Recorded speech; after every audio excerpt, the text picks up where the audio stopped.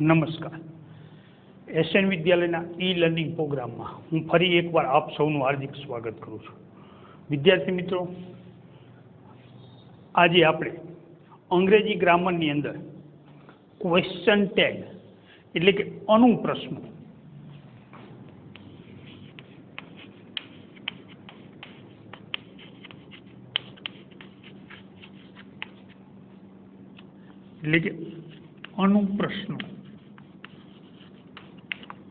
એના વિશે માહિતી મેળવશે. અનુપ્રશ્નો એટલે ટૂંકા પ્રશ્નો જે આપણે તમે ક્લાસની અંદર વિદ્યાર્થીઓ એકબીજા સાથે વાતો કરતા હોય ત્યારે કોઈ વાક્ય પૂરું થયા પછી તમે કેટલીક વાર એક નાનો એવો પ્રશ્ન પૂછો છો. દાખલા તરીકે આપણે એમ કીધું હોય, કોઈ વિદ્યાર્થીને તમે કહો કે મેં સરને હોમવર્ક બતાવી દીધું, પછી બીજા વિદ્યાર્થીને પૂછો નથી બતાવ્યું. એટલે કેટલીક વાર આપણે એક વાક્ય જે બોલ્યા એ વાક્ય જે વિધાન આપણે બોલ્યા એના પછી આપણે એક નાનો એવો પ્રશ્ન પૂછીએ છીએ, નથી પૂછતા. કેટલીક વાર આપણે આ જે નથી પૂછતા મેં પ્રશ્ન પૂછ્યો એ અનુપ્રશ્ન થયો.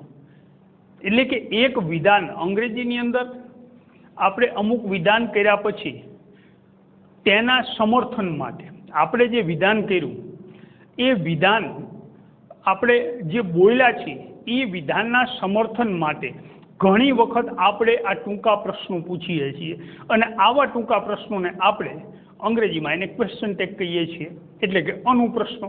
આપણે વાતચીત દરમિયાન ઘણી વખત તમે પણ ઘણી વખત એકબીજા વિદ્યાર્થીઓ સાથે વાતચીત કરતા હોય ત્યારે આવી રીતે નાના નાના ટૂંકા પ્રશ્નો તમે પૂછતા હો છો. એક વિધાન કર્યા પછી કે મેં હોમવર્ક બતાવી દીધું, નથી બતાવ્યું, પછી કેટલાક વાક્ય પછી આપણે બોલતા હોય છીએ બરોબર ને, ખરું ને.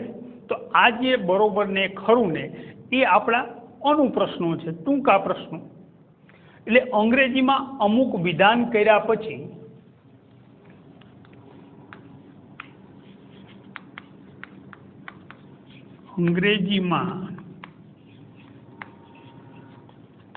અમુક વિધાન કર્યા પછી તેના સમર્થન માટે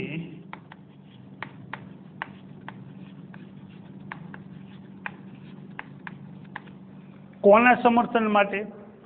કે આપણે જે અગાઉ વિધાન કર્યું છે એ વિધાનના સમર્થન માટે ઘણી વખત ટૂંકા પ્રશ્નો પૂછાય છે.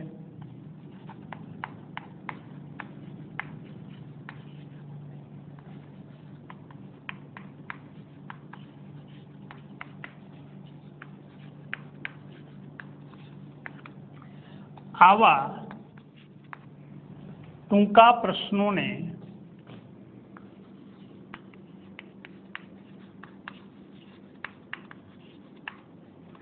આપણે ક્વેશ્ચન ટેગ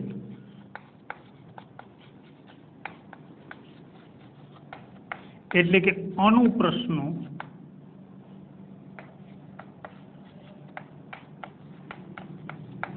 કહેવામાં આવે છે. અંગ્રેજીમાં આપણે અમુક વિધાન કર્યું, એ વિધાન કર્યા પછી એ વિધાનના સમર્થનની આપણે જ્યારે જરૂર હોય ત્યારે એ વિધાનના સમર્થન માટે કેટલીક વાર એ વિધાન પૂરું કર્યા પછી આપણે એક નાનો એવો પ્રશ્ન પૂછીએ છીએ, ટૂંકો પ્રશ્ન પૂછીએ છીએ. આ ટૂંકા પ્રશ્નને આપણે ક્વેશ્ચન ટેગ એટલે કે અનુપ્રશ્ન કહીએ છીએ. હવે ખરેખર આ જે અનુપ્રશ્ન છે, જે ક્વેશ્ચન ટેગ છે, એ આપણે જે વાક્ય જે વિધાનનું ઉચ્ચારણ કર્યું, જે વિધાન આપણે બોલ્યા એ વિધાનના સમર્થન માટે કરવાનું છે. આમાં ખરેખર જવાબ મેળવવા માટે કોઈ પ્રશ્ન પૂછાતો નથી. આપણે જે ક્વેશ્ચન ટેગ જે પૂછીએ છીએ, જે અનુપ્રશ્ન પૂછીએ છીએ એ ખરેખર જવાબ મેળવવા માટે આપણે નથી પૂછતા, પણ આપણે જે વિધાન કર્યું એ વિધાન ઉપર જ્યારે આપણે ભાર મૂકવાનો હોય અથવા તો સામેની વ્યક્તિ પાસેથી આપણા વિધાનનું આપણે જ્યારે સમર્થન મેળવવાનું હોય ત્યારે સમર્થન મેળવવા માટે અથવા તો વિધાન ઉપર ભાર મૂકવા માટે આપણે આ અનુપ્રશ્નો પૂછીએ છીએ। ખરેખર અહીંયા કોઈ જવાબ મેળવવાનો હોતો નથી। અહીં જવાબ મેળવવા માટે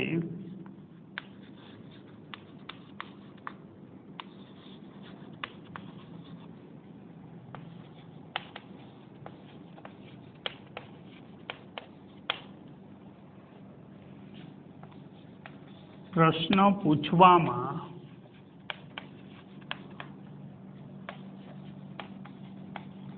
આવતો નથી। જે આપણે ક્વેશ્ચન ટેગ એટલે કે અનુપ્રશ્ન જે આપણે બોલીએ છીએ, જે વિધાન કર્યા પછી, એ વિધાન કર્યા પછી જે અનુપ્રશ્ન બોલીએ છીએ, અનુપ્રશ્ન કોઈ જવાબ મેળવવા માટે પ્રશ્ન પૂછાતો નથી, પરંતુ આપણે જે વિધાન કર્યું, પરંતુ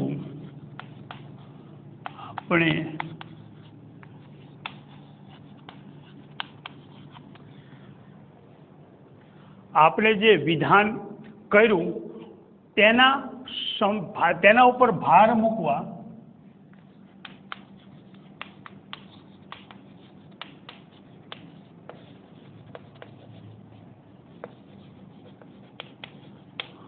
અથવા તો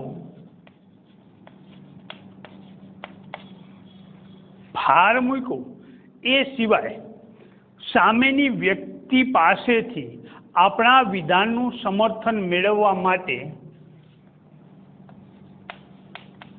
સામેની વ્યક્તિ પાસેથી આપણા વિધાનનું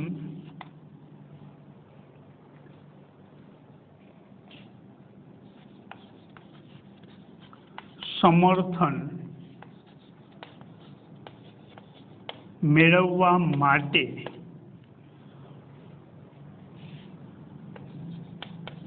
પ્રશ્ન પૂછવામાં આવે છે। શું કીધું આપણે કે અંગ્રેજીમાં અમુક વિધાન કર્યા પછી એના સમર્થન માટે ઘણી વખત ટૂંકા પ્રશ્નો પૂછાય, એને આપણે ક્વેશ્ચન ટેગ કહીએ છીએ। પણ આ ક્વેશ્ચન ટેગ છે એ ક્વેશ્ચન ટેગ ખરેખર જવાબ મેળવવા માટે પ્રશ્ન પૂછવામાં આવતો નથી, પરંતુ આપણે જે વિધાન કર્યું એટલે આપણે જે વિધાન બોલ્યા છીએ એ વિધાન ઉપર જ્યારે આપણે કોઈ એક અગત્યનું વિધાન હોય અને વિધાન ઉપર જ્યારે આપણે ભાર મૂકવાનો હોય, જે વાક્ય ઉપર આપણે ભાર મૂકવાનો હોય, તો એ ભાર મૂકવા માટે આપણે એ વાક્ય પછી એક ટૂંકો પ્રશ્ન પૂછીએ છીએ, એને આપણે ક્વેશ્ચન ટેગ કહીએ છીએ। એ સિવાય અથવા તો જ્યારે આપણે આપણું જે વિધાન કર્યું એ વિધાનના સમર્થનમાં જ્યારે આપણે સામેની વ્યક્તિ જેની સાથે આપણે વાતચીત કરતા હોય કે જે આપણું વિધાન સાંભળતું હોય એ વ્યક્તિ પાસેથી જ્યારે આપણે આપણા વિધાનનું સમર્થન મેળવવાનું હોય ત્યારે પણ આપણે આવો પ્રશ્ન પૂછીએ છીએ। ખરેખર સામાન્ય રીતે જોઈએ તો આ જે ક્વેશ્ચન ટેગ છે એ વાતચીત દરમિયાન ખાસ વાપરવામાં આવે છે, એટલે કે વાક્યમાં સામાન્ય રીતે આવા ટૂંકા પ્રશ્નો છે એ વાતચીત દરમિયાન પૂછવામાં આવે છે। કે સામાન્ય રીતે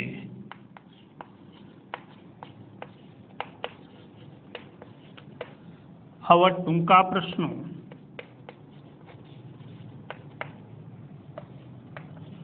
વાતચીત દરમિયાન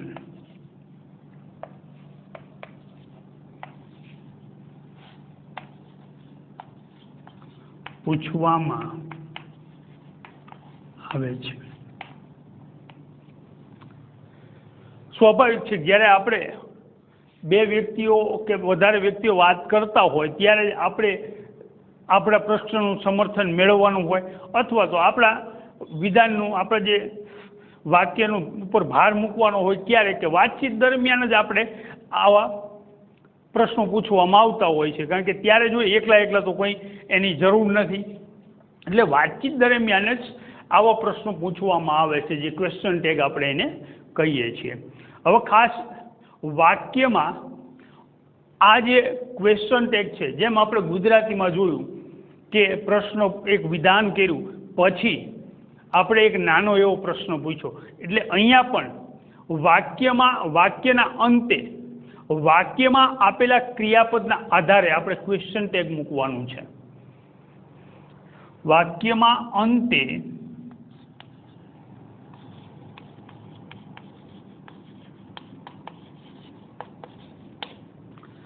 વાક્યના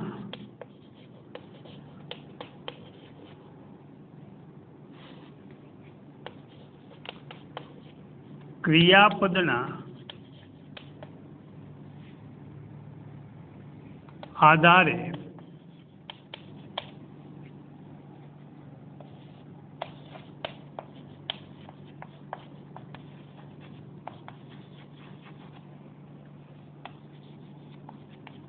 ક્વેશ્ચન ટેગ મૂકવામાં આવે છે।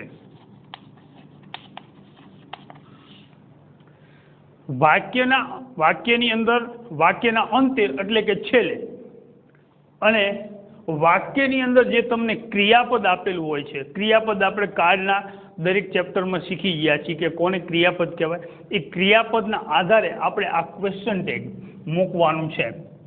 આપણું જે ક્વેશ્ચન ટેગ છે એ વાક્યની અંતે એટલે કે છેડે ક્રિયાપદના આધારે આપણે એ ક્વેશ્ચન ટેગ મૂકવાનું છે। ખાસ એટલું યાદ રાખવાનું છે ક્વેશ્ચન ટેગની અંદર તો કે વાક્ય અહીં વાક્ય હકારમાં હોય તો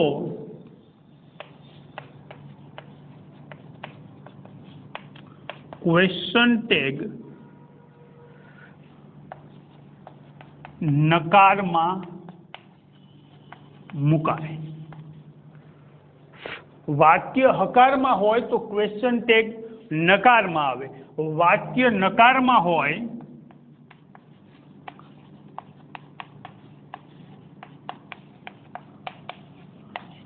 તો ક્વેશ્ચન ટેગ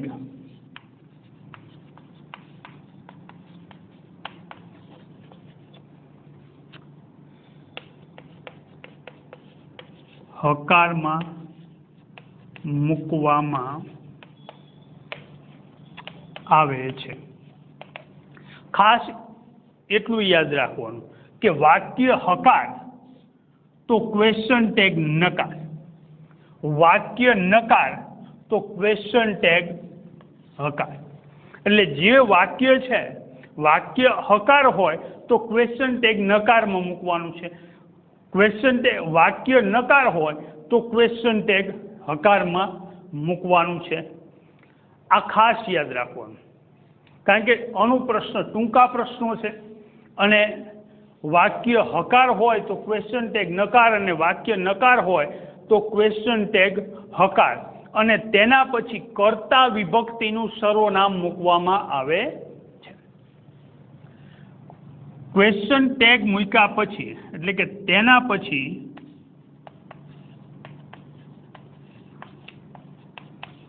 કર્તા વિભક્તિનું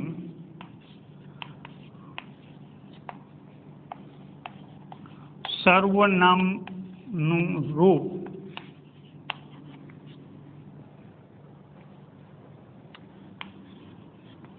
મૂકવામાં આવે છે। ખાસ યાદ રાખજો કે વાક્યમાં આપણે હકાર અને નકાર એવી રીતે આપણે ક્વેશ્ચન ટેગ બનાવ્યા પછી જે કર્તા વિભક્તિ મૂકવામાં આવે છે, કર્તા વિભક્તિનું સર્વનામનું રૂપ મૂકવામાં આવે છે। આટલું ખાસ યાદ રાખજો, કર્તા વિભક્તિનું સર્વનામનું રૂપ મૂકવામાં આવે છે। આપણે સર્વનામ અગાઉ શીખી ગયા છીએ કે કર્તામાં નામ હોય તો સર્વનામમાં શું મૂકવાનું, તો કે કોઈ છોકરાનું નામ હોય કે પુરુષનું નામ હોય તો હી, કોઈ છોકરીનું કે સ્ત્રીનું નામ હોય તો સી, કોઈ નિજી વસ્તુ વનસ્પતિ પ્રાણી એવું કોઈ નામ હોય તો ઈટ, અને 2 કે વધારે નામ હોય તો આપણે દે મૂકીએ છીએ. આ બધા થયા સર્વનામ, એટલે કે આઈ, વી, યુ, હી, સી, ઈટ, દે, આ બધા સર્વનામ થયા. તો કર્તા વિભક્તિનું સર્વનામનું રૂપ આપણે મૂકવાનું છે. સમજાઈ ગયું? તો અહીંયા આપણે એક્ઝામ્પલ જોઈએ.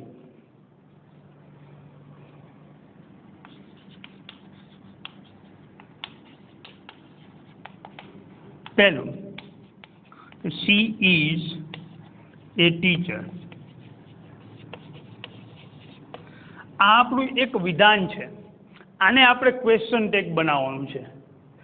તો આપણે શું કીધું છે કે વાક્યમાં અંતે વાક્યની અંદર જે ક્રિયાપદ આવેલું છે એના આધારે આપણે ક્વેશ્ચન ટેગ મૂકવાનું છે. તો અહીંયા વાક્યના અંતે આપણે ક્વેશ્ચન ટેગ મૂકવાનું છે. તો વાક્યની અંદર ક્રિયાપદ કયું આવ્યું છે? તો અહીંયા ક્રિયાપદ છે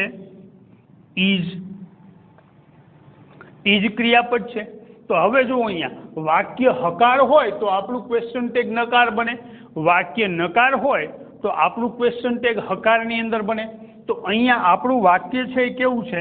તો વાક્ય હકાર છે. સી ઇઝ અ ટીચર, વાક્ય હકારમાં છે. તો હવે આપણે આપણું જે ક્વેશ્ચન ટેગ છે એને નકારમાં બનાવવાનું છે. તો ક્વેશ્ચન ટેગ નકારમાં બનાવી તો આપણે જે ક્રિયાપદનું નોટ સાથેનું ટૂંકું રૂપ આપણે મૂકવાનું છે, કારણ કે ટૂંકા પ્રશ્નો છે. ટૂંકા પ્રશ્નો છે એટલે આપણે ક્રિયાપદ સાથેનું ટૂંકું રૂપ નોટનું મૂકવાનું છે.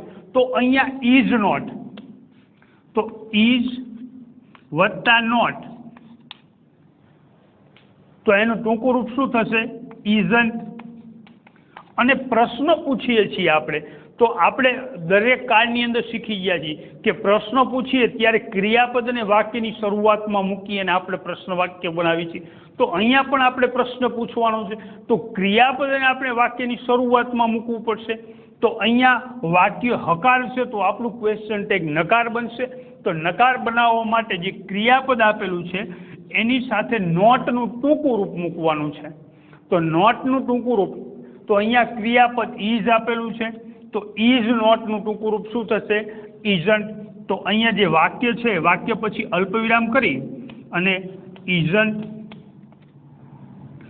હવે આપણે અહીંયા કીધું કે જે આપણે ક્વેશ્ચન ટેગ મૂક્યું, તો ક્વેશ્ચન ટેગ પછી કર્તા વિભક્તિનું સર્વનામનું રૂપ મૂકવાનું છે. તો વાક્યની અંદર કર્તા કોણ છે? તો કે વાક્યમાં કર્તા સી આપેલો છે. તો સી એ સર્વનામ જ છે. તો જો સર્વનામ હોય તો આપણે એના જ મૂકવાનું થશે. અને પાછળ પ્રશ્નાર્થ ચિહ્ન, કારણ કે પ્રશ્ન બનાવીએ છીએ, ટૂંકો પ્રશ્ન છે તો પ્રશ્નાર્થ ચિહ્ન તો મૂકવું જ પડશે. તો એ પ્રશ્નાર્થ ચિહ્ન. અહીંયા તમને કોઈ જગ્યા કદાચ નામ આપેલું હોય તો આપણે એનું કર્તા વિભક્તિનું સર્વનામનું રૂપ બનાવવું પડે. પણ અહીંયા આપણને સી સર્વનામ જ આપેલું છે તો આપણે સર્વનામ જ મૂકવાનું છે, તો આપણે એના જ મૂકી દઈએ. બીજું જોઈએ આપણે એક નકાર વાક્ય જોઈએ કે બીજું વાક્ય કે he is not a doctor. તો અહીંયા વાક્યના અંતે છેડે આપણે ક્વેશ્ચન ટેગ મૂકવાનું છે.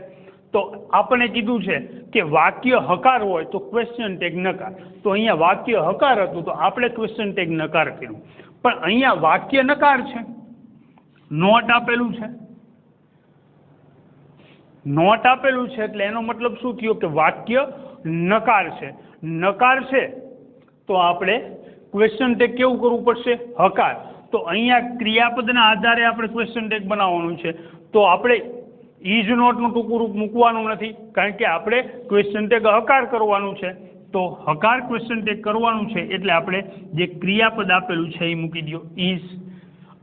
આ થઈ ગયું આપણું હકાર ક્વેશ્ચન ટેગ. હવે આપણને શું કીધું કે એના પછી કર્તા વિભક્તિનું સર્વનામ.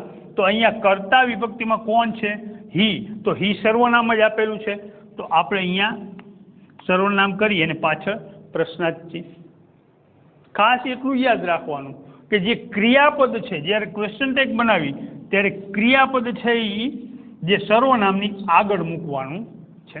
પહેલાં ક્રિયાપદ મૂકવાનું અને પછી સર્વનામ મૂકવાનું અને પ્રશ્નાર્થ ચિહ્ન મૂકી દેવાનું. વાક્ય અહીંયા જો હકાર હતું તો આપણે ક્વેશ્ચન ટેગ કેવું કર્યું? નકાર કર્યું. અહીંયા વાક્ય નકાર હતું તો આપણે ક્વેશ્ચન ટેગ કેવું કર્યું? હકાર કર્યું. એટલે કે એકબીજાની ઓપોઝિટ વિરુદ્ધ આપણે કરવાનું છે. વાક્ય હકાર તો ક્વેશ્ચન ટેગ નકાર, અને વાક્ય નકાર તો ક્વેશ્ચન ટેગ હકાર. સમજાઈ ગયું? તો આપણે અહીંયા ઇઝ ક્રિયાપદનું ક્વેશ્ચન ટેગ શું કર્યું? ઇઝન્ટ. અહીંયા ઇઝ નોટનું ઇઝ કર્યું. તો એવી રીતે આપણને વાક્યની અંદર આર આપેલો હોય તો એનું શું થશે? Question tag aren't. સમજાઈ ગયું? હેવ આપેલો હોય, ક્રિયાપદ તરીકે હેવ આપેલું હોય તો એનું હેવન્ટ. હેઝ આપેલું હોય તો એનું હેઝન્ટ. પણ વિદ્યાર્થી મિત્રો ખાસ યાદ રાખજો, બહુ અગત્યની વાત કહું છું અત્યારે, કે એમ ક્રિયાપદ આપેલું હોય, એમ ક્રિયાપદ આપેલું હોય, દાખલા તરીકે હું એમ ક્રિયાપદ છે તો એનું એમન્ટ કોઈ દિવસ થતું નથી. આ એકદમ ખોટું છે. એમ ક્રિયાપદ આપેલું હોય તો એનું ક્વેશ્ચન ટેગ આરન્ટ થાય. શું થશે? આરન્ટ. ખાસ યાદ રાખજો. એમ ક્રિયાપદ આપેલું હોય ત્યારે એનું ક્વેશ્ચન ટેગ આરન્ટ કરવું. એમન્ટ કોઈ દિવસ થતું નથી, એનું આરન્ટ કરવું. હવે એક તમને થોડુંક શોધવાનું આપું. મેં તમને એમ કીધું કે એમ ક્રિયાપદ જે આપેલું હોય એનું આરન્ટ થાય. સમજાઈ ગયું? આ એક આરન્ટ. પણ બીજું એક થાય છે, એ તમારે શોધવાનું. ચેપ્ટર પૂરું થશે એટલે પાછું હું તમને કહીશ કે એનું બીજું શું થાય છે. અત્યારે તમારે એને ખાસ શોધવાનું. સમજાઈ ગયું? તો હવે આટલું આ પીરિયડની અંદર આપણે આ વિડીયોની અંદર અહીંયા સુધી આપણે સમજાવી દીધું. ખાસ ક્વેશ્ચન ટેગમાં આપણે અમુક વિધાન કર્યા પછી એના સમર્થન માટે જે વિધાન કરી ટૂંકા પ્રશ્નો કરીએ છીએ એને આપણે ક્વેશ્ચન ટેગ કહીએ છીએ. આ પ્રશ્ન ખરેખર જવાબ માટે નહીં, પરંતુ જે વિધાન કર્યું એના સમર્થન માટે અથવા તો એ વિધાન ઉપર ભાર મૂકવા માટે આપણે ક્વેશ્ચન ટેગનો ઉપયોગ કરીએ છીએ. પછી વાક્યના અંતે વાક્યમાં આપેલા ક્રિયાપદના આધારે ક્વેશ્ચન ટેગ મૂકીએ છીએ. વાક્ય હકાર હોય તો ક્વેશ્ચન ટેગ નકાર, અને વાક્ય નકાર હોય તો ક્વેશ્ચન ટેગ હકાર, અને એના પછી કર્તા વિભક્તિનું સર્વનામનું રૂપ મૂકવામાં આવે. અને મેં કીધું એમ ખાસ યાદ રાખવાનું છે કે એમનું ટૂંકું રૂપ, એમ નોટનું ટૂંકું રૂપ છે એ હંમેશા આરન્ટ થાય. એમ વત્તા નોટ એટલે આરન્ટ કરવું.